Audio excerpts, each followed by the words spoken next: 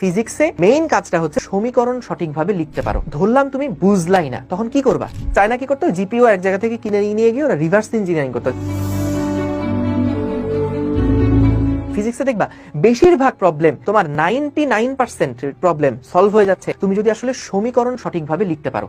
সমীকরণ লেখাটা সবচেয়ে গুরুত্বপূর্ণ, বাকিটুকু ম্যাথ সামলাবে। কিন্তু ফিজিক্সে মেইন কাজটা হচ্ছে ওই যে ধরো পুলির যে অঙ্কগুলো আছে, ঘর্ষণের যে অঙ্কগুলো আছে, ভরবেগের সংরক্ষণের যে ম্যাথগুলো আছে, স্থিতিস্থাপকতার ম্যাথ, প্রত্যেকটা ম্যাথ, তারপরে যে গতির যে সূত্রগুলো আছে, ভাই দেখো প্রত্যেকটা ম্যাথ কিন্তু সমীকরণ লেখা। তুমি যদি সমীকরণ কিভাবে আসলো এইটা যদি বুঝতে পারো, তারপর কিন্তু ডিরেক্ট ম্যাথ করলেই হয়ে যাচ্ছে। তো এই কারণে এই যে ভাইয়া আমি অনেকবার তোমাদের ক্লাসে এগুলো অলরেডি অনেকবারই কিন্তু বলছি, বারবার করে বলতেছি যাতে করে মাথায় গেঁথে যায় জিনিসগুলো। তো যখন তোমরা প্র্যাকটিস করতে যাও তখন বলো যে ভাইয়া প্র্যাকটিস করতে গেলে পারতেছি না, প্র্যাকটিস করতে গেলে এই জায়গা আটকে যাচ্ছে, ওই জায়গা আটকে যাচ্ছি। আটকাবে, এটা স্বাভাবিক। বলো যে ভাইয়া ক্লাসে প্রবলেম পারি, নিজে করতে গেলে পারি না। সো নিজে করতে গেলে পারতেছো না, এটা একটা বড় কারণ হতে পারে যে ক্লাসে যেই স্টেপটা দেখাচ্ছে ওই স্টেপটা তুমি মুখস্থ করে ফেলতেছো, লজিকটা বুঝতেছো না।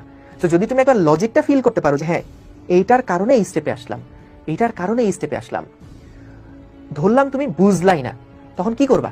তখন রিভার্স ইঞ্জিনিয়ারিং করবা। এই যে চায়না, এরা সেমিকন্ডাক্টরের চিপ পায় না, এরা তোমার আমেরিকার মানে এদের কাছে জিপিইউ বিক্রি করা বন্ধ করে দিছিল। তোমরা দেখো আমার প্রোফাইলে আমি হচ্ছে একটা দারুণ শেয়ার করছি, এক ভাইয়ের লেখা।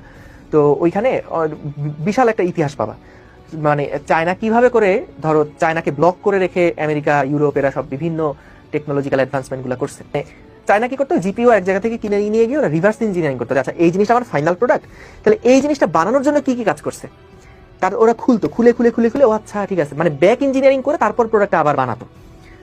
সো আমাদেরও যখন তোমরা ম্যাথ একটা করে ফেলছো, ধরো তুমি বুঝো নাই যে ভাইয়া এখানে কেন এই স্টেপে আগালো, তুমি বুঝতেছো না, বা একটা বইয়ের সলিউশন দেখছো তুমি বুঝতেছো না আচ্ছা এটা কেন এরকম সলিউশন আগালো, তখন তুমি রিভার্স ইঞ্জিনিয়ারিং করবা যে আচ্ছা ফাইনাল আউটপুট এইটা, তাহলে এইটা পাওয়ার জন্য আগে কেন এটা করছে, ও আচ্ছা আগে এটা করছে, না করলে তো এটা পাইতো না, তার আগে এটা কেন করছে, ও এটা না করলে তো এটা পাইতো না। তো তখন তোমার মধ্যে না লজিকটা খেলবে।